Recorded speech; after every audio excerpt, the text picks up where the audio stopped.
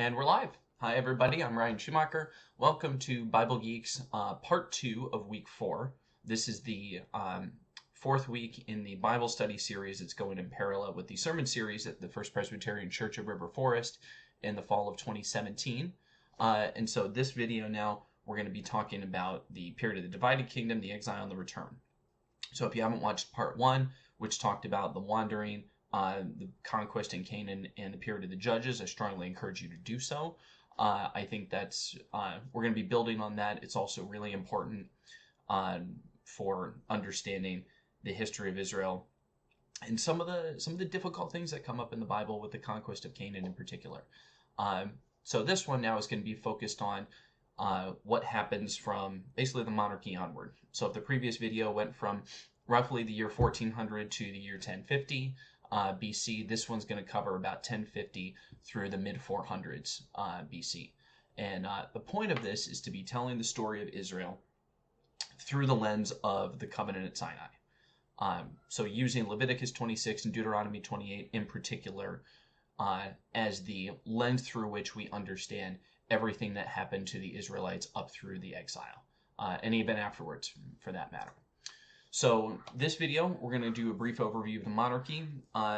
We're not going to go too much into the monarchy right here. To get to the exile and the return, we have to cover the monarchy to some extent. The period of the united monarchy, though, with Saul and David and Solomon, I'm going to leave that to next week, where we're talking specifically about the Davidic covenant. So it's going to be a high-level overview. We'll do the periods of divided kingdom in Judah alone, the vassal covenants that the northern and southern kingdoms went into, and how that wasn't such a good idea, the exile itself, the return from exile, and then we're going to talk about the reconstruction of the temple and the question of the status of the Sinai covenant today, and the status of the covenant after the exile, for that matter. So we talked a bit about, does the Sinai covenant apply to Christians? This is going to address the topic of, is the Sinai covenant in any sense, both from the return of exile onwards and today, is it in effect for the Jewish people? And so that'll be the roadmap of what we'll talk about. So let's do an outline of the Old Testament historical books. So 1 Samuel covers Samuel, Saul, and David before he's king. 2 Samuel is David when he's the king. 1 Kings is Solomon as king, the division of the kingdom, and about a century afterwards. 2 Kings goes through the remainder of Israel and Judah's kings, all the way through the destruction of the Jerusalem and exile.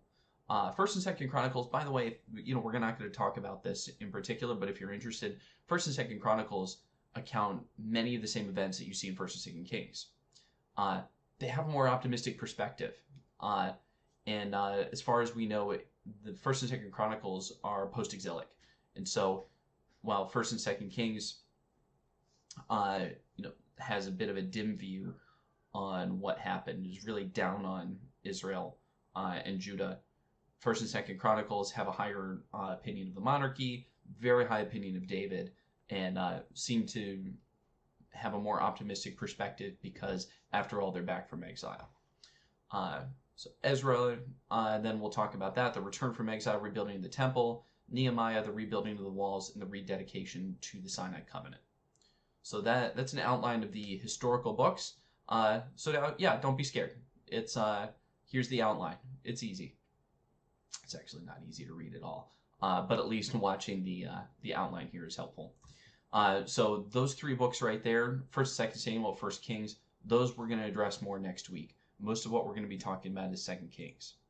But I do want to talk about, so the monarchy. Monarchy again, so kings. So where does the monarchy come from? There's a couple places in the books of Moses where monarchy is mentioned. I'll actually do this second one first. So kings will come from you. This is told to Abraham in Genesis 17. It's also repeated in Genesis 35. So God is saying that there will be kings coming from Abraham's line. Then in Deuteronomy 17, so when you enter the land the Lord your God has given you, and have taken possession of it and settled in it, and you say, let us set a king over us like all the nations around us, be sure to appoint over you a king the Lord your God chooses. He must be from among your fellow Israelites. Do not place a foreigner over you, one who's not an Israelite. So what's interesting about this is in the books of Moses, in the covenant rededication that's happening before they enter Canaan. So when you enter the land the Lord your God is giving you, you've taken possession of it and settled in it. This being said in Deuteronomy, this is the believing generation that's about to enter the land commanded by Joshua. Moses is giving the pep talk. He's basically presuming that they will have a monarchy at some point. That's assumed in this. It's not, do not set a king over you. That's not said. It's when you've taken possession of the land and you say, let us set a king over us. And it's giving rules for that. So the monarchy seems to be baked into this, from back through Abraham and Moses. Both Abraham and Moses have sort of connections to this idea that there will be a monarchy. However, if you're familiar with 1 Samuel, it seems like the conditions that brought about the monarchy are suspect. Without going into it in a lot of detail now, we can do this maybe next week.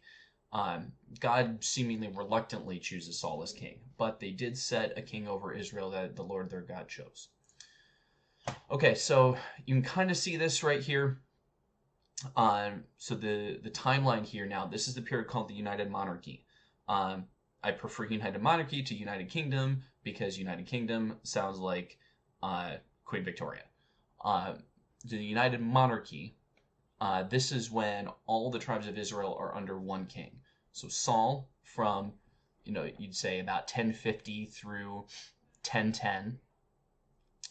David, 1010 through 970, or 1011 through 971. Solomon, 971 to 931.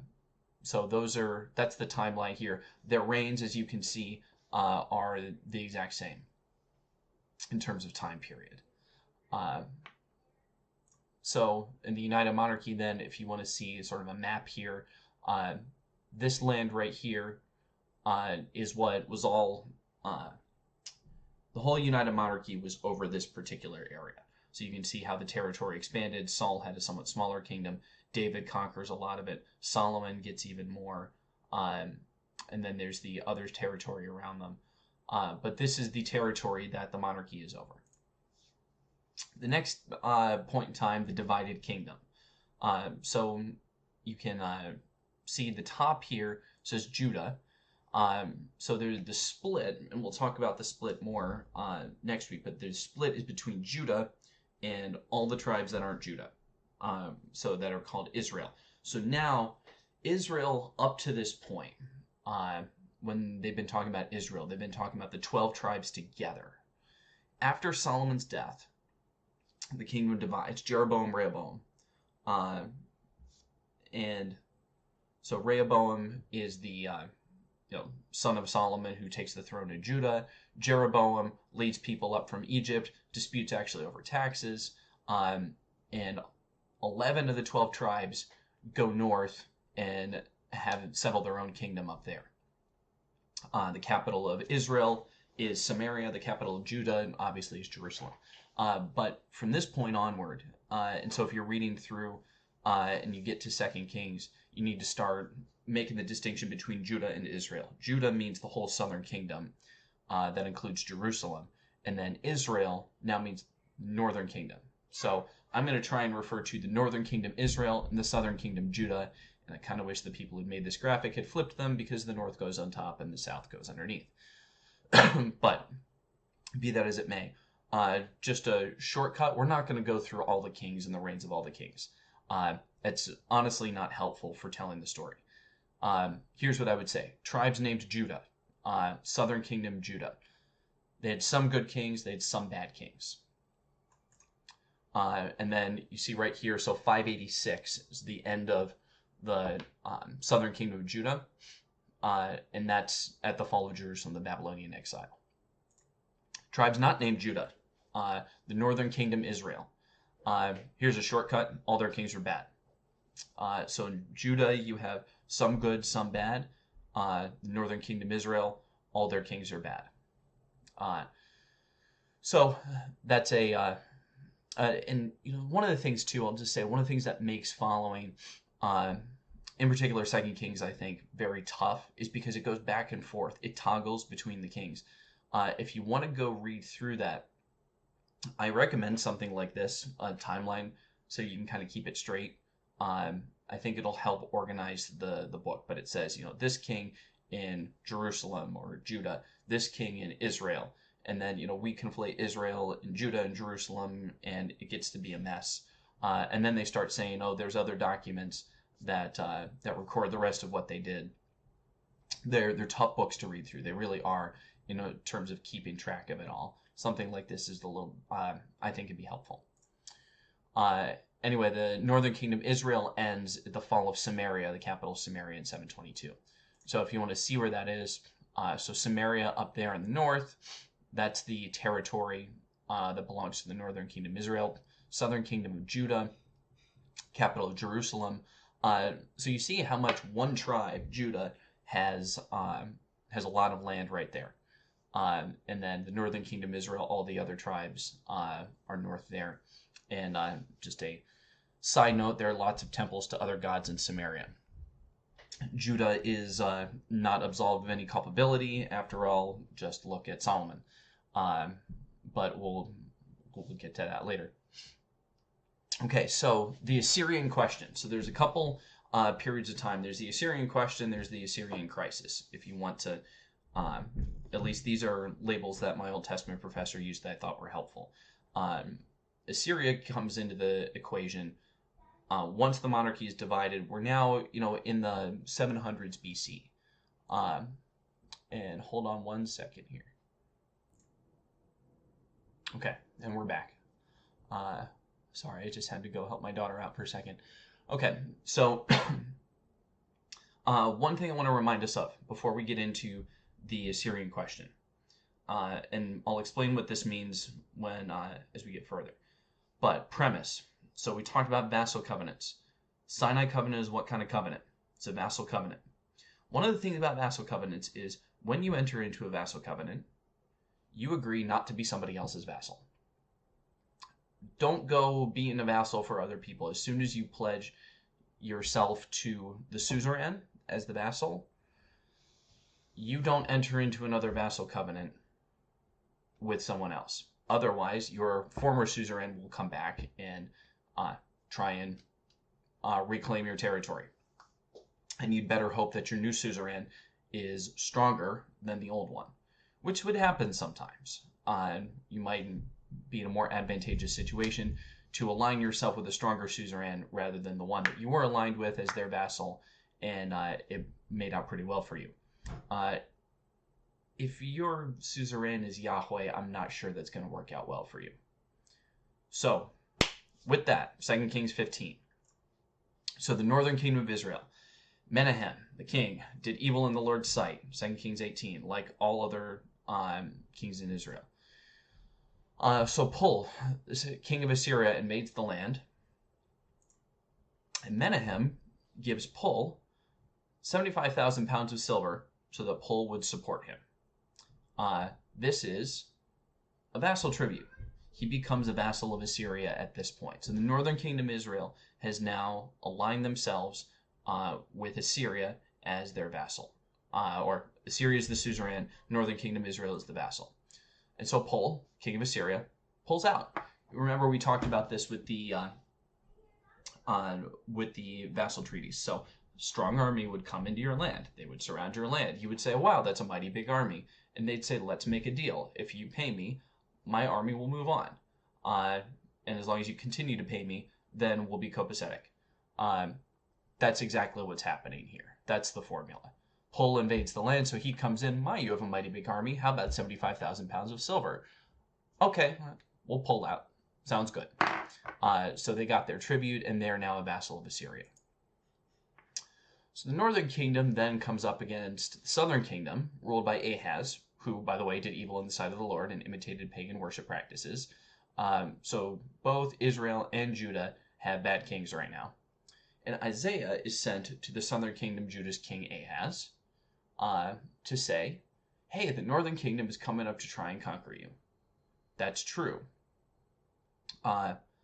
But it will not happen. It will not occur. If you do not stand firm in your faith, then you will not stand at all. This is Isaiah chapter 7. Only God should be your refuge. He will be Israel's sanctuary. Isaiah chapter 8. This is interesting.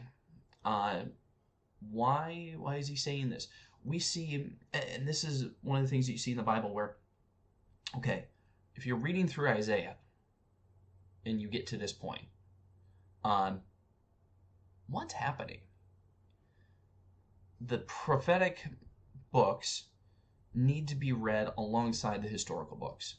If you want to see what's happening in parallel, if you want to actually put some of these things in context, you need to read them together. So Isaiah sent to Ahaz to say these things, God should be your refuge. He will be Israel's sanctuary.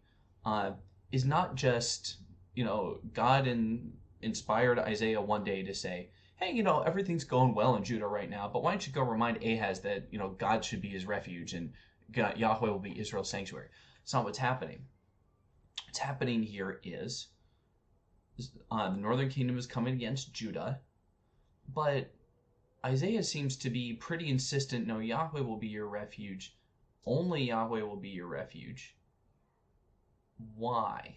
Is he considering another refuge? Yup, he sure is. Does Ahaz trust God? If you read 1 Kings 16 through 17, you figure out what's happening. What does Ahaz do? Ahaz sends messengers to the king of Assyria, Pul. I am your servant and your vassal. March up and save me from the power of the king of Aram and the king of Israel who are rising up against me. Okay, so the king of Aram, so that would be Syria and Israel. So, remember, Isaiah is saying, no, Yahweh should be your refuge.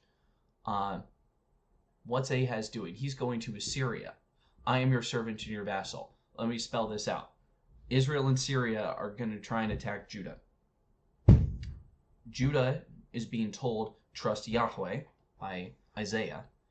And instead, what Judah does is tries to get Assyria to back them up against Israel and Syria. So you've got Israel and Syria who are ganging up on Judah, and Judah goes to Assyria, who's the suzerain over Israel, and says, protect me, I am your servant and your vassal. Ahaz is making a vassal covenant not with God, even though he's already in one, he's making one with Assyria. It's a bad idea. And now you've got to back up. If you want to enter into a vassal treaty with someone, you got to back that up. Ahaz also took the silver and gold found in the Lord's temple and in the treasure of the king's palace and sent them to the king of Assyria as a gift. This is a very bad idea. So, the silver and gold found in the Lord's temple. So, the vassal payment to the suzerain in the temple is taken from Yahweh's temple and given to Assyria. And Assyria is told, I am your servant and your vassal. These are very bad ideas. You are not supposed to do this, especially if you're supposed to be faithful to Yahweh. And Isaiah, on behalf of Yahweh, is saying, if you do not stand firm in your faith, you will not stand at all. Only God should be your refuge. He will be your strength. Now, king of Assyria listens to him. Pul, the king of Assyria, looks at all the silver and gold found from the Lord's temple and says, so what exactly is going on? So remember what happens. Once you are somebody's vassal, they pledge protection for you. So when they enter into a vassal covenant with each other, they enter into a vassal treaty, now Assyria is obliged to protect Judah from the attack of Israel and Syria. So the king of Assyria listens to Ahaz, destroys Damascus, the capital of Syria, captures Samaria, the capital of Israel. So Ahaz now has pledged allegiance to Assyria rather than to Yahweh, has taken the tribute from Yahweh, given it to Assyria, and Assyria has acted the way you would expect, defending their vassal from attackers. And those attackers happen to be Israel, the northern kingdom. So why did Israel fall? This is interesting. What's the theological commentary? What's the narrator's commentary? Remember we talked in those in the episodes about biblical interpretation. Look at the comments from the narrator. This disaster happened because the people of Israel had sinned against the Lord their God, who had brought them out of the land of Egypt from the power of Pharaoh, king of Egypt, and because they had worshipped other gods. They would not listen. Instead, they became obstinate like their ancestors who did not believe the Lord their God. They rejected his statutes and his covenant he had made with their ancestors and the decrees he had given them. So, this is the commentary in Kings about why Israel fell. So you see the political workings, but what's happening? God is making a point. Assyria coming against Israel was the wrath of God against Israel. If you want to see the prophetic commentary on that, read Isaiah chapter 10. I'd love to go into that right now. We don't have time to. But so now, northern kingdom of Israel is gone. There's only one tribe left, Judah. This begins the period known as the Judah alone period. Lasts from 722 to 587. So what happens next, Hezekiah, king of Judah, stops paying the vassal tribute to Assyria. Okay, this is good. Hezekiah is a good king, on balance. This is big trouble, though. You stop paying the vassal tribute. Remember, again, we talked about this with vassal treaties. What happens if you don't pay your tribute? Well, then the army comes back and takes what it wants. So they're in big trouble. Sennacherib invades. Hezekiah, though, unlike Ahaz, trusts God. And God miraculously delivers Jerusalem according to the prophet Isaiah. So in Isaiah 37, then the angel of the Lord went out and struck down 185,000 in the camp of the Assyrians. When the people got up the next morning, there were all the dead bodies. So Sennacherib, king of Assyria, broke camp and left. He returned home and lived in Nineveh. So this, what had happened up to this point, Sennacherib invades. The army's getting closer and closer. The villages are being plundered. They surround the city. And Hezekiah trusts God, doesn't pay the tribute, believes that God will deliver them. And then, when it seems like it's all over, that night, God comes out and wins the victory for them. I want to take just a quick aside here. Whoop, sorry. And just look at an archaeological artifact that we have. The second Sennacherib prison, dated to 690 BC in Nineveh. That's, pretty historically close to where we'd find it in the biblical story. So it recounts the campaign against Judah. So this is an Assyrian source. This is from Sennacherib. This is not an Israelite source. This is an artifact that we found in Nineveh. And it has an alternate telling of the events from 2 Kings 18 through 19. So it's from the perspective of the Assyrians. So according to the Bible, Sennacherib departed unsuccessful. And the prism here has a really interesting line. Hezekiah was left in subjugation like a bird in a cage. So we see a lot of things in this prism. It talks about the fall of Samaria. It talks about Hezekiah's defiance. It talks about what was also discussed in the Bible, how they're getting closer and closer to capturing the smaller towns. But the prism states Hezekiah was left in subjection, trapped like a bird in a cage. Let me translate ancient for you. Remember, understand how the ancients recounted their victories. They only recounted their victories. Let me tell you how they recounted their defeats. They didn't. But what does it mean that Hezekiah was left in subjection like a bird in a cage? I'll translate this as, the rebellious vassal Hezekiah still lives sitting on his throne in Jerusalem. They didn't take the city. If he's trapped like a bird in a cage, he wasn't captured. That whatever happened, what their spin, the spin machine here, the fake news in Assyria is, and we trapped Hezekiah, that defiant vassal, and he is like a bird in a cage. They didn't get him. Otherwise, they'd be talking about how they smashed him and they executed the king and they took all the plunder and Jerusalem was left in shambles. This artifact is, again, not Israelite. It's Assyrian. It's contemporaneous historically with the events. And it basically writes the history kind of the way we would have expected. And by the way, by all accounts, there's no way that Judah would have had any army that would have been able to stand up to Assyria. No chance. They're not going to record that the angel of the Lord came and struck them down.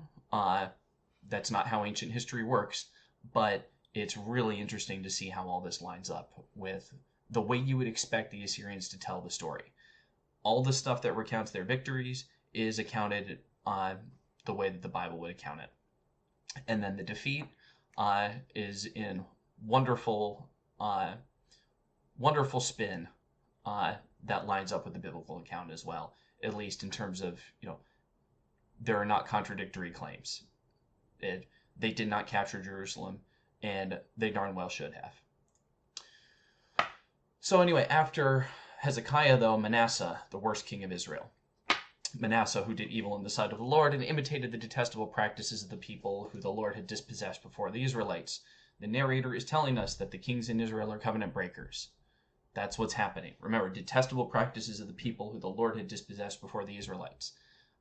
He's doing evil. He's behaving like the Canaanites. They were supposed to drive them out.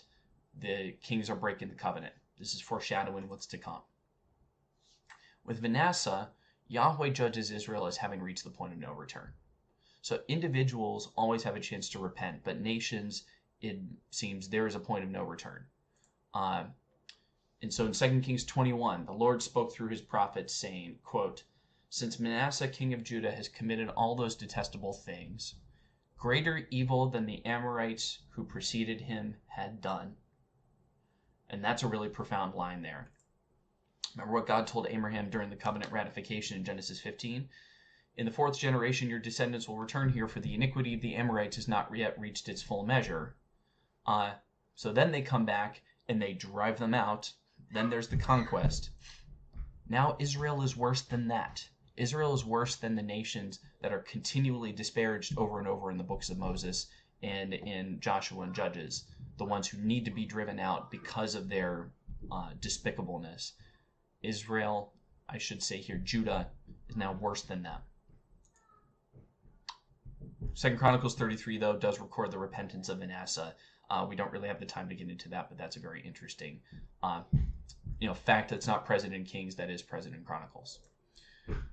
So, going further in 2 Kings 21, "I'm about to bring such disaster upon Jerusalem and Judah that everyone who hears about it will shudder. I will stretch over Jerusalem the measuring line used on Samaria and the mason's level used on the house of Ahab. And I will wipe Jerusalem clean as one wipes a bowl, because they have done what is evil in my sight and provoked me from the day their ancestors came out of Egypt until today." So that's a stinging indictment. The measuring line used on Samaria, remember, Samaria was destroyed for its covenant breaking, its worship of other gods, its defiance of Yahweh. That measuring line is now used on Judah. They are going to be devastated because of covenant breaking. By the way, Josiah, who succeeds Manasseh, his rediscovery of the law and rededication of the people isn't enough. And you can tell. Here's how you can tell. Josiah dies in battle. Israel's kings who are faithful, when Israel is in a state of covenant blessing, they do not fall in battle when they are in a state of covenant blessing. This shows that God has made his decision. The covenant blessings basically say this will never happen. The king will never die in battle. You will always win if you are in a state of covenant blessing. The fact that Josiah dies in battle, even though what he does is good, the decision has been made. God has said, even prior to that, I will bring this disaster upon Jerusalem. And so, further, 2 Kings 25, now it's time for the exile. On the 7th day of the 5th month, which is the 19th year of Nebuchadnezzar, king of Babylon, Nebuzaradan, the commander of the guards, servant of the king of Babylon, entered Jerusalem. He burned the Lord's temple, the king's palace, and all the houses of Jerusalem. And the population is deported. They're deported to Babylon. So what's happened now to the covenant promises? Let's look at what happened, because this exile here it's not something we talk about very much, but it is so important in the context of covenantal history. So it seems now that the promise of the land is broken, which is part of the Abrahamic covenant and the Sinai covenant. They were given the land as part of the Sinai covenant. The land for Abraham's descendants was part of the Abrahamic covenant. That was one of the big promises. Genesis chapter 12, you will have a land. 12, 15, and 17, your descendants will have this land. The land was promised as part of the Sinai covenant. God brought them in. And now they've been deported from the land. There's nothing, nobody from Israel or Judah inhabits the land anymore in any kind of sovereign sense. The Lord's temple is destroyed. The Sinai covenant, the Davidic covenant had these as guarantees. The tabernacle, the dwelling place of God constructed as part of the Sinai covenant, is no longer there. The house for God, the temple, Solomon's temple, promised as part of the Davidic covenant, has been destroyed. The Shekinah glory left them. As Ezekiel 10, the glory of the Lord went out from the threshold of the house and stood over the cherubim, and the cherubim lifted up their wings and mounted up from the earth before my eyes as they went out, with the wheels beside them. Remember the culminating blessing in Leviticus 26, and I will walk with them and be their God, and you will be my people. The culmination, the end of Exodus, what everything was leading to, Exodus chapter 40, and then the glory of the Lord descended on the tabernacle, God dwelling with them. That is no longer happening. The Shekinah glory up, left, the Lord's temple, the place that God was going to dwell with them, has been destroyed. God's presence is no longer with them, and these were parts of the covenant. The Israelite monarchy is broken. This is something we'll talk a little bit more about, but excuse me. This is a Davidic promise. Seems to violate the promise to David that his son would rule on the throne forever. There's a stipulation, as we'll talk about 1 Kings 9, that this would only take place if they were obedient. But there was this idea, this promise that David would have a son. It was a promissory covenant, as we'll talk about. David's son will sit on the throne forever. And now that seems to have been broken as well. However, because the Abraham and Davidic covenants are promissory covenants, and they're promissory on behalf of God, God is the one who made the promise. We've talked about this. Promissory covenants cannot fail if God is the one taking the oath. Somehow these promises are going to be kept. And this is where the passage Jeremiah 29 comes in. And so we talk about Jeremiah 29 all the time, and we try it, and I think apply it improperly. It is within this context that Jeremiah 29 makes sense. So Jeremiah 29, this is what the Lord of hosts, the God of Israel, says to all the exiles I deported from Jerusalem to Babylon. Interesting, I deported. The exiles that I deported, Yahweh deported. He is all in control of this. There's a point to this exile. But what's he telling them? Build houses.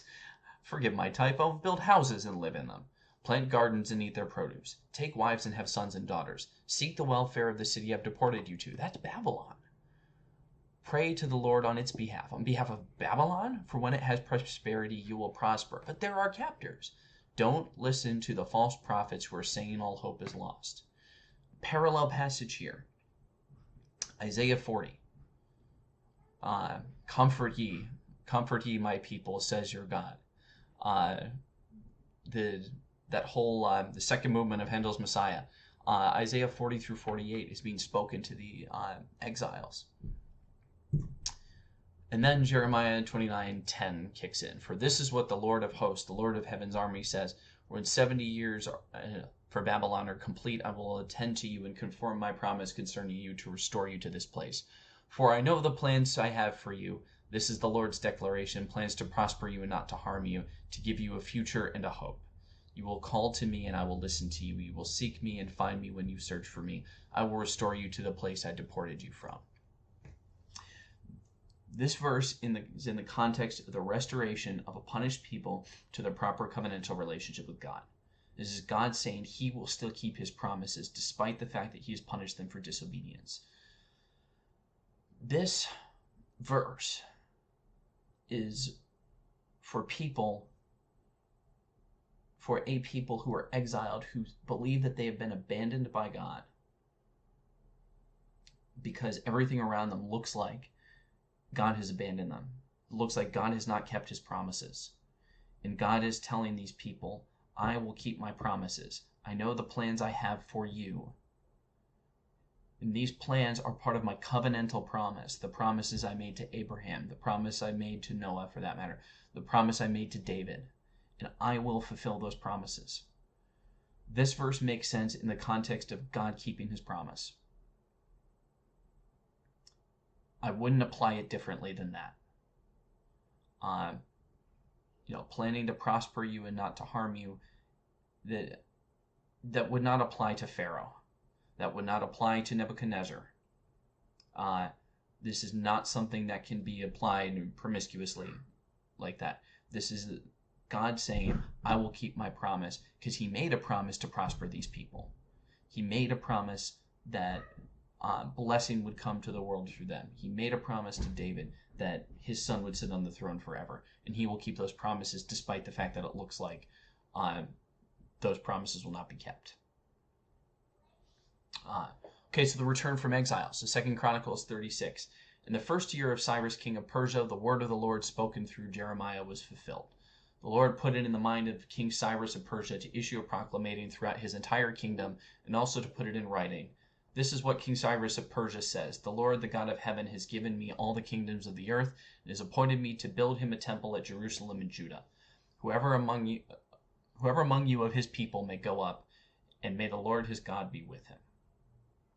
So Cyrus has captured Babylon, and then Cyrus right here is releasing the exiles. I want to make a brief aside here. Dates matter a lot for biblical interpretation.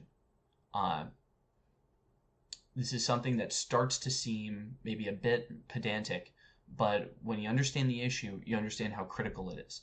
So let's I want to read this right here. So Isaiah 48. So or Isaiah 44:28. We won't read all of Isaiah 45, which is the Cyrus oracle, but this one right here works. So if we go through to 27, there's Yahweh who says to the watery deep, be dry and I will dry up your streams. Who says of Cyrus, he is my shepherd and will accomplish all that I please. He will say of Jerusalem, let it be rebuilt, and of the temple, let its foundations be laid. So this is in the book of Isaiah.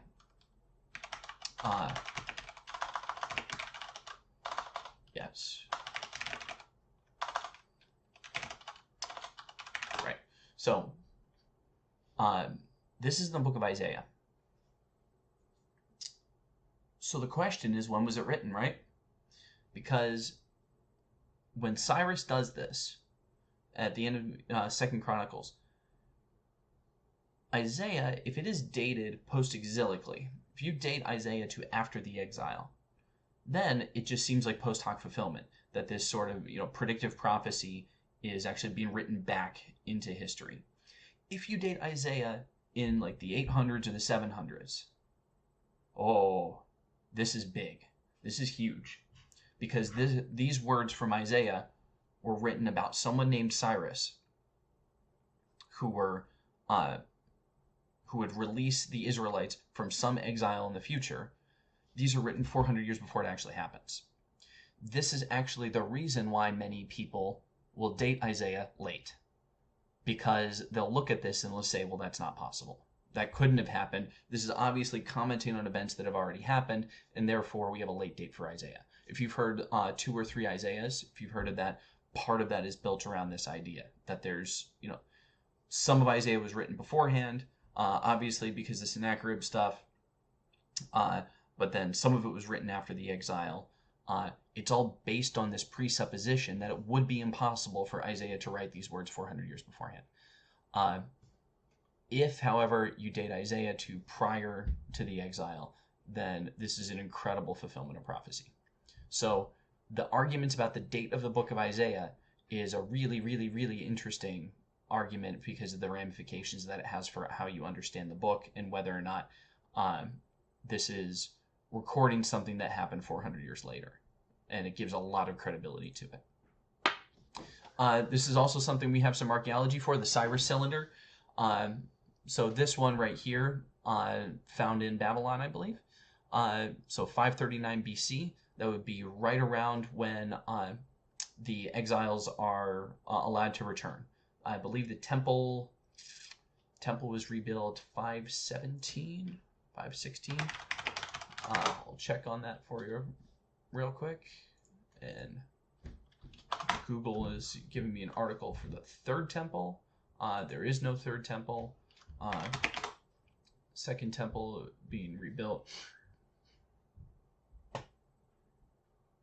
I don't see that in there, but it's right. I think 587 is when temple was destroyed, and I believe 517 is when it was rebuilt.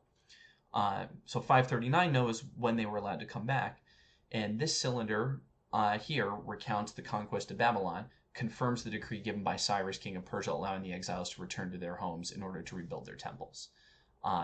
So again, there's parallels here in history. We have these things that we can go back and read from other perspectives, from non-Israelite perspectives, that confirm the history that's recorded in there, which is just astounding. Okay, so the reconstruction of the temple, Ezra 1 through 6. It ends with, Ezra chapter 6, 13 through 18. The temple is dedicated, again, second temple. Passover is celebrated. There's an offering of 100 bulls, 200 rams, 400 lambs, 12 male goats as a sin offering for Israel. Remember, sin offerings are offerings just for the sin of the people. They're completely for God. And then they appointed priests. What's interesting is what's missing from here.